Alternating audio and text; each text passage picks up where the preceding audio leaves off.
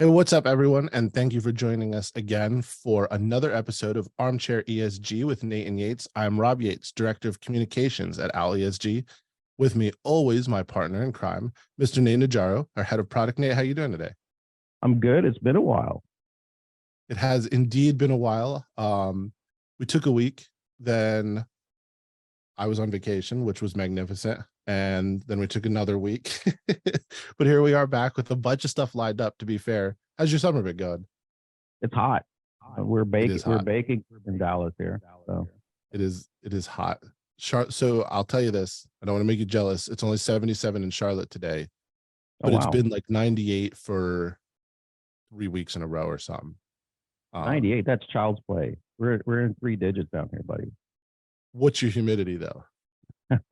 Oh, in Dallas, almost nothing. So Yeah, so it's yeah, 98, but I'm walking through a swamp. got it. Um, so we're Got it. both suffering, Yep. which is actually sort of an interesting segue. We're cranking the air conditioning. Now, I will tell you, I'm not allowed to say my wife because she doesn't want to be on the podcast, but my significant other, she's small. She does not tolerate the cold as well. So we're sort of in an air conditioning level battle, but I'll crank it down like 1 degree each time. I'm trying to get to 68. She's wants 77. It's insanity. But we are Yeah. cranking the AC even to keep it in the 70s, and that requires, of course, power.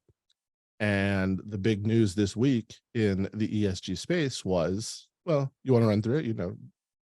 Oh, the Vogel Unit 3 in Georgia. Nuclear reactor went online this past week. It's actually sending power to the grid. This unit can power about 500,000,000 homes, and it is the newest reactor built from scratch in the United States. So pretty big deal. And so that's for everyone listening. Nate gave me a primer on this beforehand. Let me see if I get it right.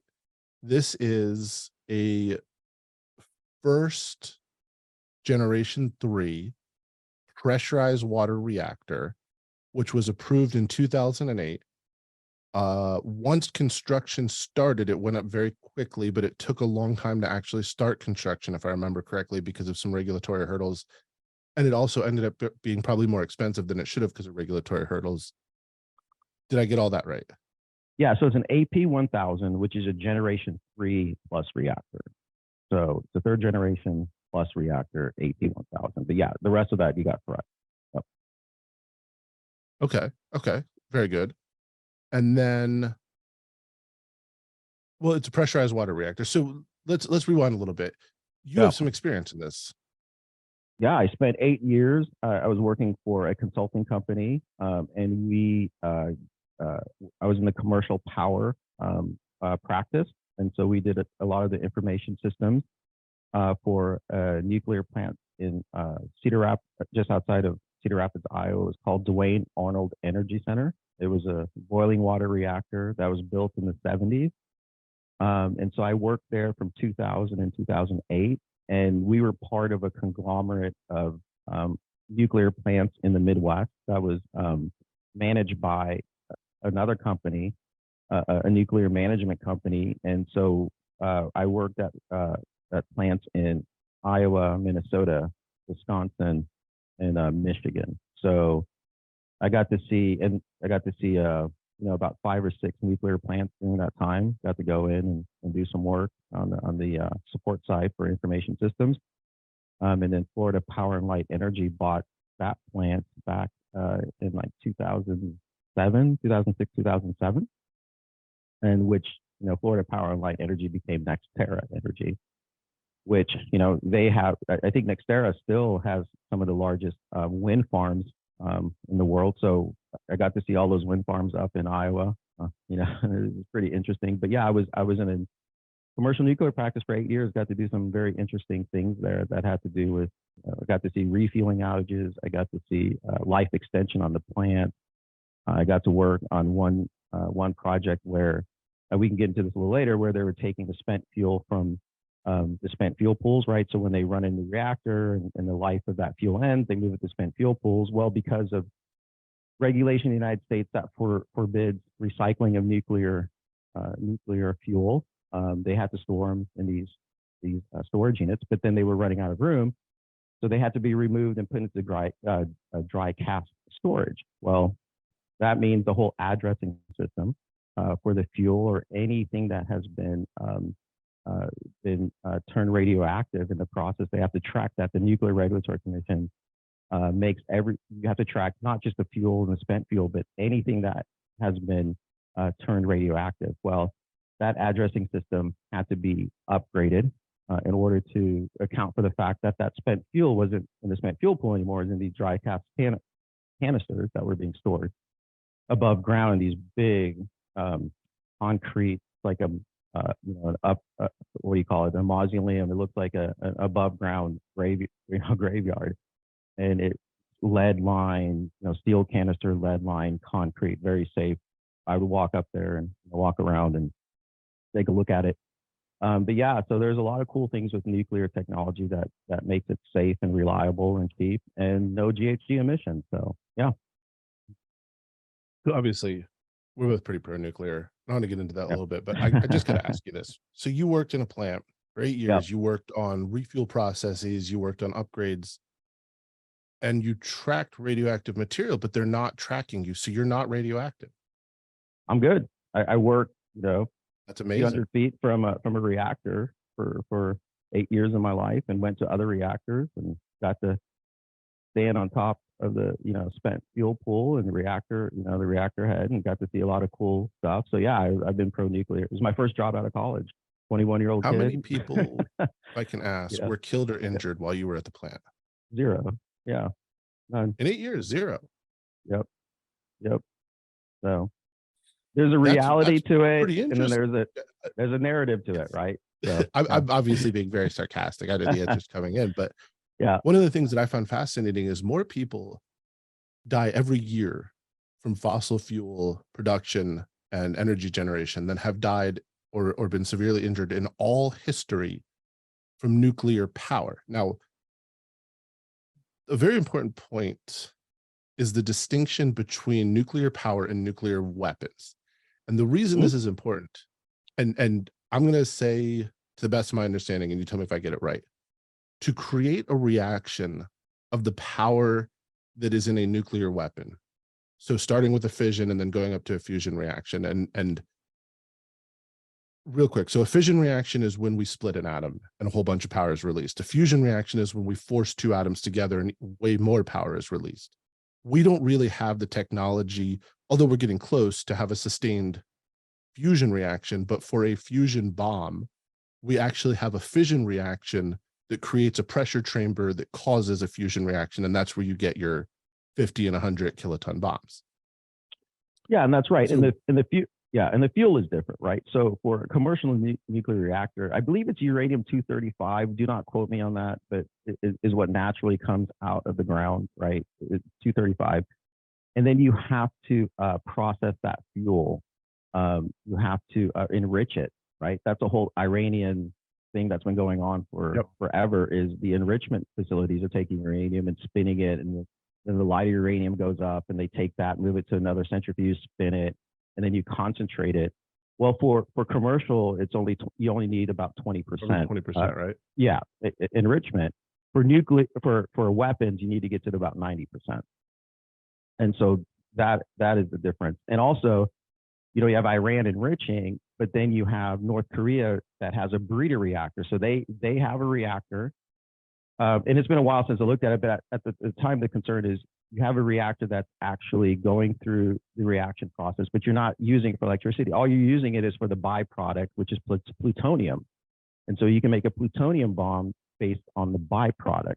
And that's a difference between a plutonium nuclear weapon and then an enriched uranium nuclear weapon. So there's a bit of technicality between all of these, and I'm just at a high level. Yeah.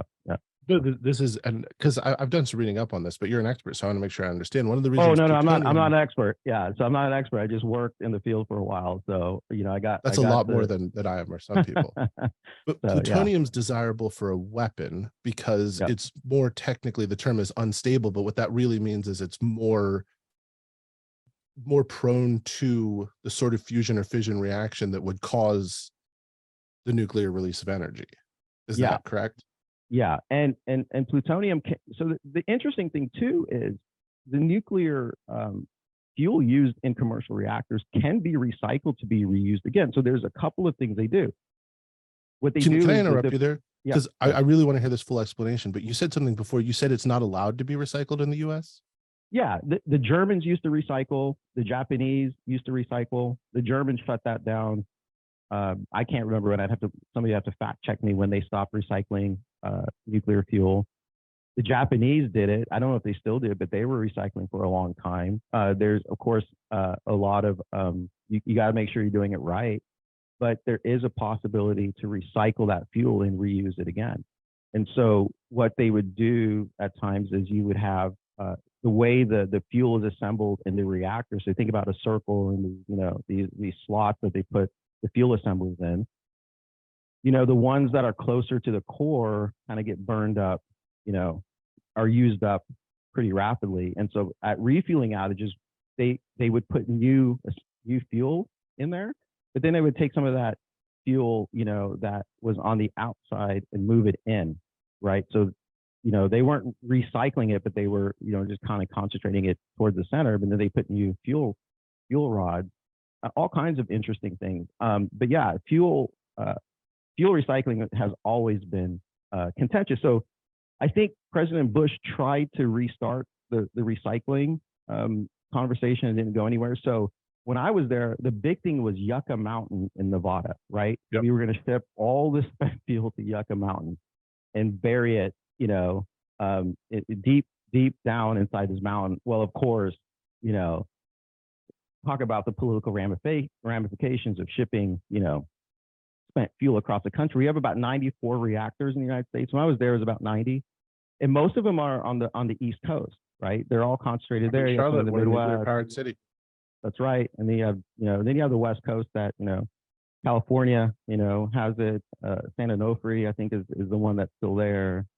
Diablo Canyon, possibly. There's always that discussion. Duane Arnold actually was shut down. It is shut down now, and that's a whole different conversation. That was more economic, I think, than anything. Yeah. And so, but yeah, there are solutions to this problem if we can get away from the politicization and the like anything we talk about, Rob. We get away from the emotions and look at the technical solutions and really tell the public, hey, this is possible, this is safe. Of course, you have to be responsible. But things like Fukushima, right? What happened there with the tsunami just brings that back. It's so anything that happens in nuclear is just so dramatic, right? We've it's like sensationalized it, dramatically sensationalized it. Yeah, you think about it. Go ahead. Well, the fact is, so let's again, ALISG, objectivity is one of our 4 core tenets. So let's be objective. At the worst catastrophic level, nuclear should be a little scary. One, we see what bombs can do for real. Like that is the sun is a nuclear reactor. You don't want the sun to swallow Earth up. Let's wait our 5 billion years for that, right? And I'm being a little hyperbolic and facetious, but I do want to acknowledge the fact that just like everything else with some potential serious outcomes, I mean, Marie Curie discovered radiation and then died from radiation poisoning. Radiation can be severe. I think it's worth just a quick, very high level discussion of how a nuclear plant works. And you mentioned pressurized water and steam generators. So this is my understanding, and again, high level.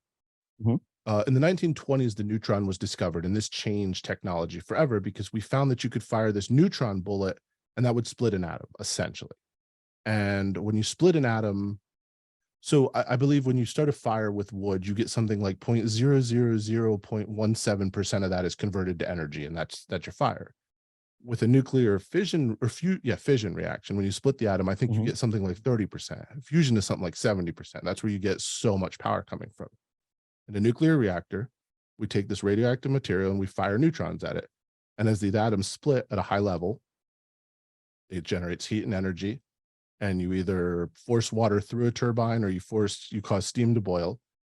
And when a reaction goes out of control, like what happened in Chernobyl, when it's self-sustaining, what happens is the the atoms that are splitting are firing their own neutron bullets, and we can't stop those. And so now it's become self-sustaining, and which is why you have control rods, which I think you said are made out of boron, and you insert those, they absorb the neutron. That's how we control the intensity of the reaction. How close was I?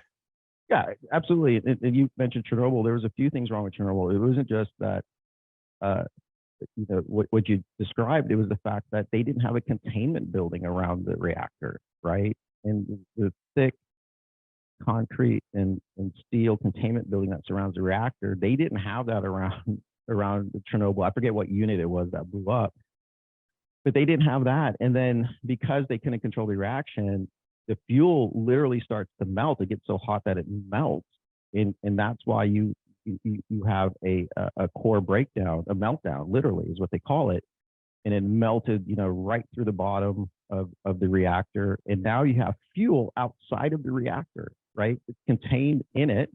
And when you think about fuel, you don't think about liquid like gas. This is solid fuel, right? Think of a glowing green. I don't think that's accurate, but like that's a No, good way to. not at all.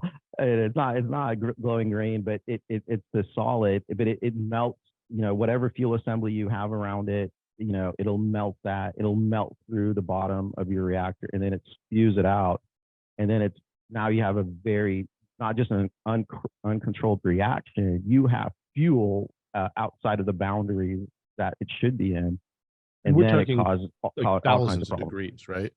Yeah, I don't know what the heat signature is, but the worst thing is now you have intense radioactivity spewing uncontrollably into the environment.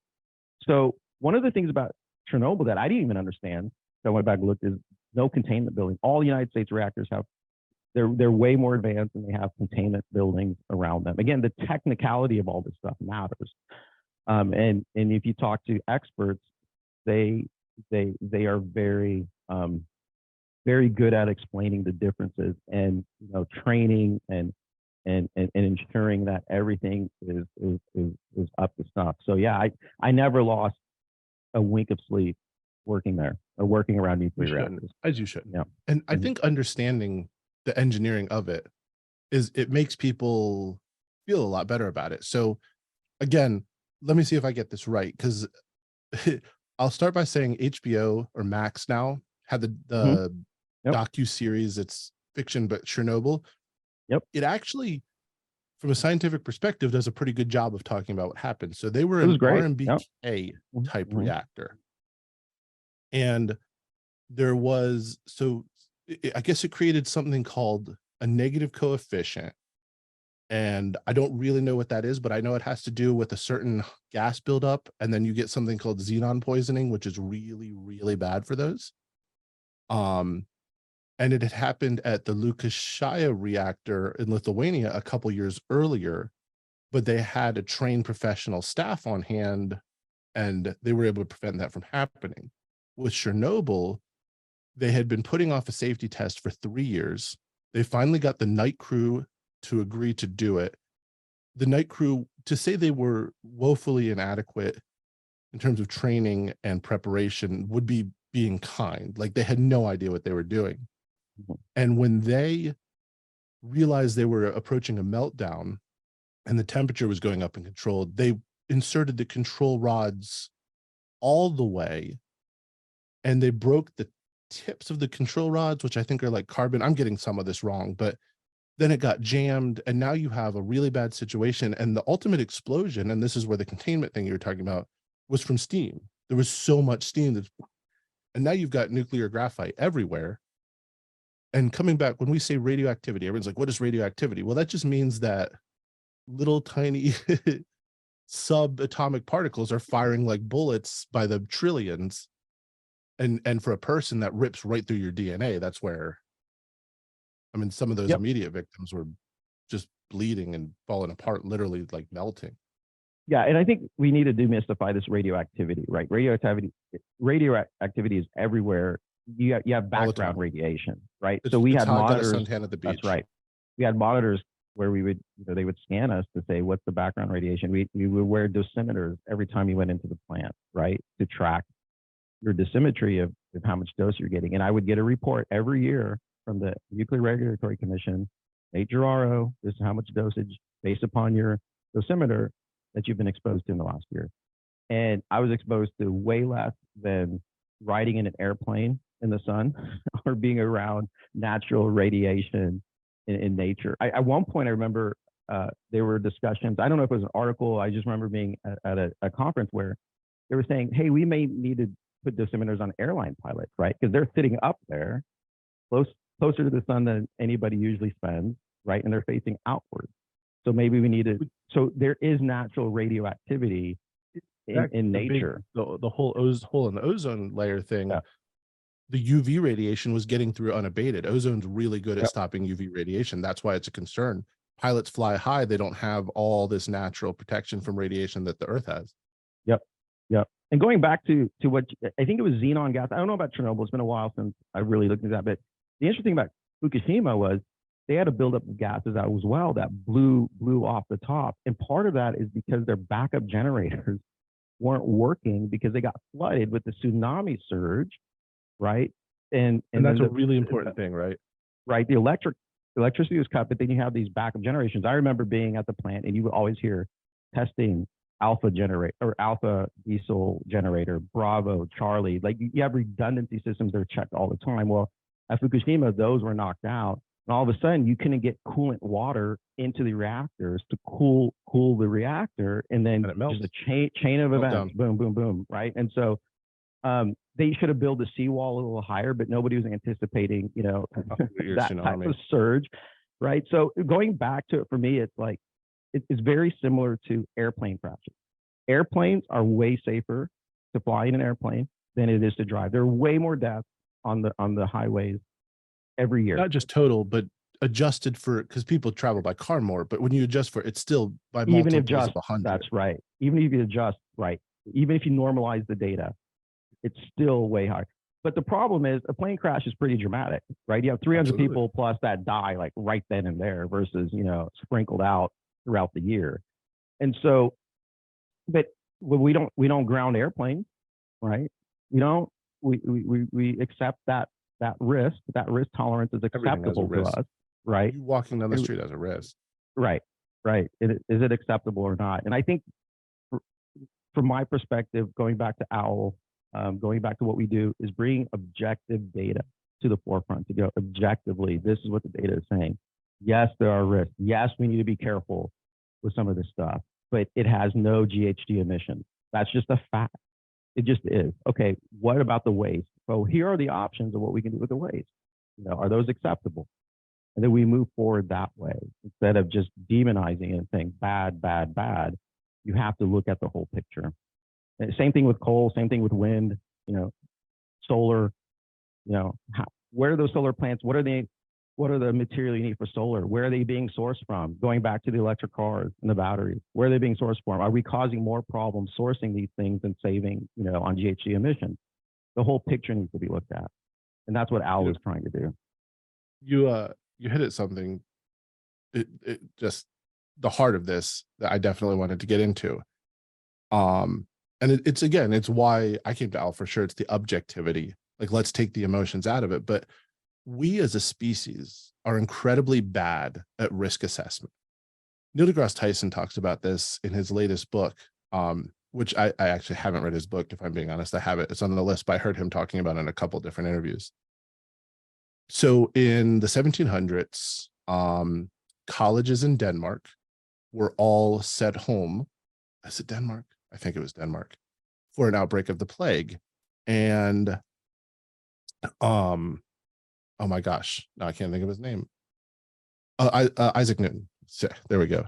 So Newton was 19, went back to his grandparents' farm or castle or whatever it was. 19 years old. This is makes me feel a little inadequate, and he invented differential calculus because he was bored one summer. The reason I bring that up is we didn't invent statistics for like 80 more years. So we had invented or discovered, I suppose, differential calculus before we were able to do like a real statistical risk assessment. You are 100% right. Nuclear energy it's put down because of sensationalism. And it is scary. It's like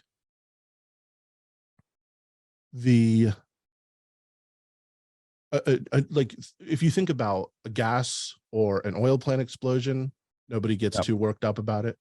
A Yep. chemical processing plant explosion, nobody gets too worked up about it. If a nuclear plant exploded today, that's all we would talk about for months.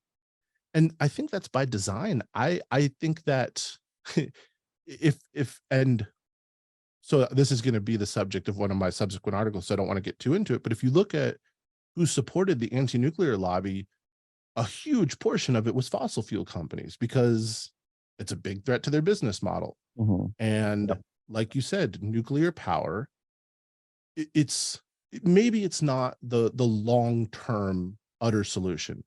Hmm. I think fission is, I think there's some other options, but right now it solves everything. It's cheap, it's efficient, it's incredibly safe, and it's a 99.9% reduction in emissions. Yep. Once you have, so you have to, there's some emissions to build a plant, and then there's some emissions on plant maintenance, and that's Yep. it. Um, Yep. Yeah, and another piece of this that people forget is nuclear is what we call a base load energy provider, right? Wind, solar, they're variable loads, right? Meaning if the wind's not blowing or the sun's not shining, the load goes, the amount of output, electric output they can put out varies. Whereas coal and nuclear are base load providers. So I remember, develop that a little bit because this is crucial for our grid. yeah, it is. So I remember at Duane Arnold, we would have to, when I got there in 2000, you have to shut down every 24 months to refuel. So every 2 years, you do a shutdown of the reactor, and then the plant augments by like 800 to 1,000 people. I mean, I saw trucks I've never seen in my life, like a Ford 750, and these guys that I mean these men of all men that travel around the United States to work Yeah. outages. I've never seen anything like it in my life, and they are hard workers. They just travel to help with refueling outages because you have to shut that sucker down, put new fuel in, shuffle out, put the other fuel into spent fuel. There, you have to check systems, pumps, recirc valves, all this kind of stuff you're checking, and uh, and it's an economic impact as well because they're like, I think I forget, was it $1 million a day they were losing in revenue, something, and we were a smaller plant, we weren't one of the larger ones in the country, but they were losing money every day, and they had to buy power off the grid from neighboring states, but during that downtime, we had to ensure the company, the whole company that owned this nuke and coal plants, had to make sure the coal plants stayed up and running. They could not go down while we were down, right? Because you have to keep the grid stable.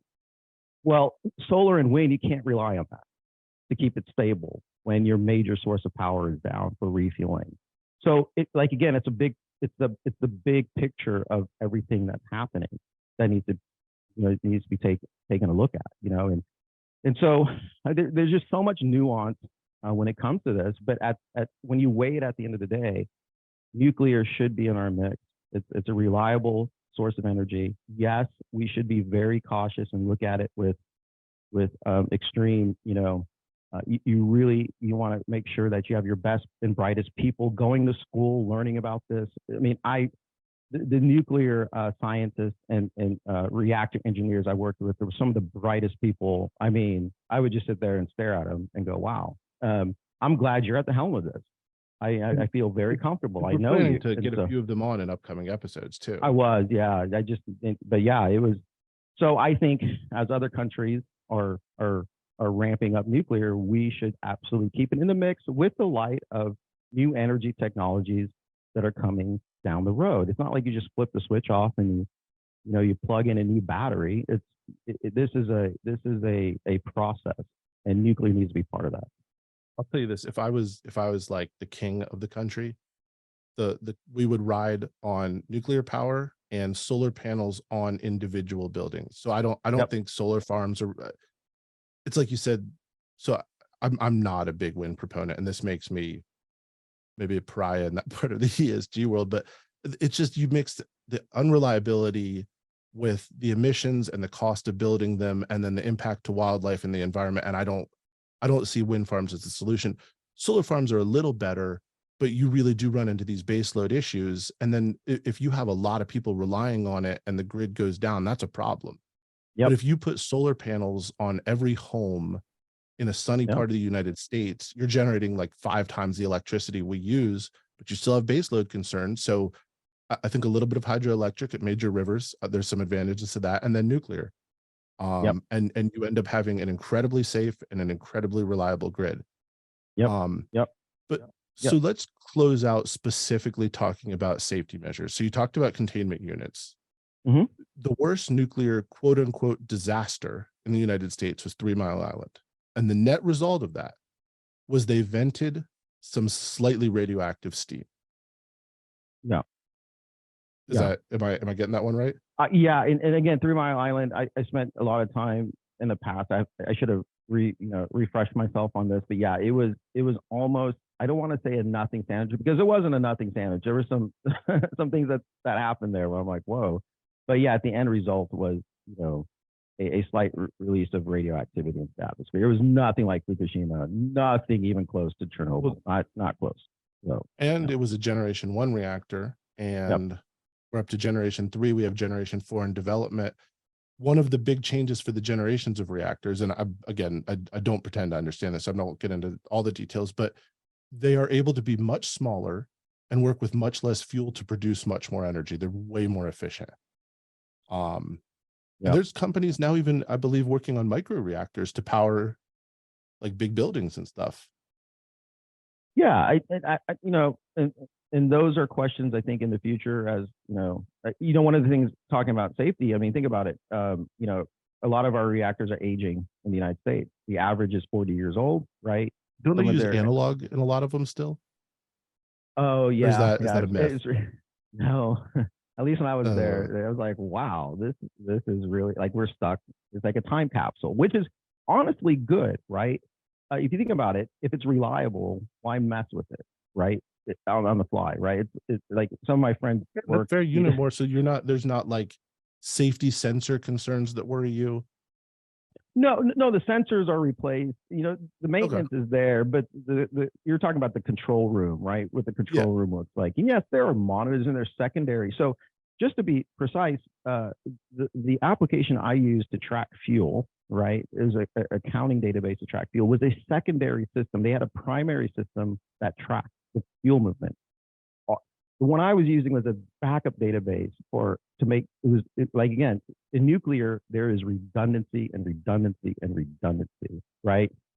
There's there's a backup system for the backup system. And so so what I was working on was, very modern and all that, but it was only in parallel with the main system, right? To track uh, the nuclear materials. And tracking materials isn't like woohoo. That's more of an accountability thing. It's not a safety measure, but that same it could be if it got somewhere Yeah. that Somebody it shouldn't stole be. it. But right, but that was the same thing with all the systems, is the redundancy for safety. I mean, it was and just working there, right? You had a lot of acronyms like STAR, stop, think, act, review. You had to be fit for duty, right? There was all this stuff that we were constantly monitored for drug testing and alcohol testing randomly throughout the year. You had to retain your badge. There were Wait a so many second. You things. weren't allowed to drink on the job working on a nuclear reactor. That seems unfair, Nick.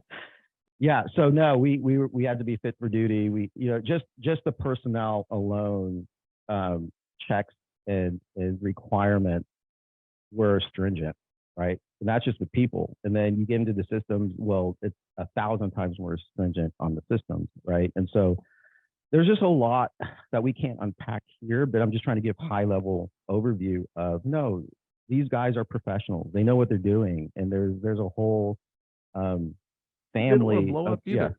yeah. And their families live in these cities and these towns, right? They live in the same place where the power is being issued to. So yeah, absolutely. The final safety mechanism, to my understanding, is that it's not that difficult to shut a nuclear reactor down. The one catch in Chernobyl and Fukushima is that it requires backup generators. When those go out, do I have that right? Yeah, so you can scram a plant. Scram means Yeah. an immediate shutdown of the plant. usually you shut it down in stages. You gradually shut it down, but there is what they call a scram mechanism to immediately shut it down. But you still need to cool some of the systems, even in a scram, and that's what the water that I think Fukushima, is being pumped in from the ocean is used to cool parts of the plant during regularly. It's always circulating water to cool it at all times. But yeah, so that's what happened is they couldn't. There was a shock to the reactor. I can't remember exactly, and then they couldn't cool it with coolant, and so which is just water, and so it caused a meltdown. I don't know if the xenon gas is what blew the top off, but yeah, that's the chain of reactions that happened. I'm simplifying it way more. So please go out and read. There's a lot of great podcasts out there. There's one called Against the Odds that I love. That they do a 6-part one on Fukushima. Fascinating. That's Okay. more from a storyline telling, but there's a lot of literature you can read, and of course, there are people that debate, this and that. But yeah, there's a lot of things that was what you call an outlier event, right? And so you learn from that and you move forward. But yeah, so So I love this discussion. We're doing a couple more because I want to look at all alternative energies to fossil fuels. But to me, nuclear seems like the easiest no brainer solution. yep, yep. And I'm still working on getting some old colleagues on that have way more expertise. And so if you're listening and you know somebody, please ping them our way, and we would love to have them on. Yeah. Yeah. Or if you have some questions you want us to ask Yep. some experts, like Yep. pull back the shroud.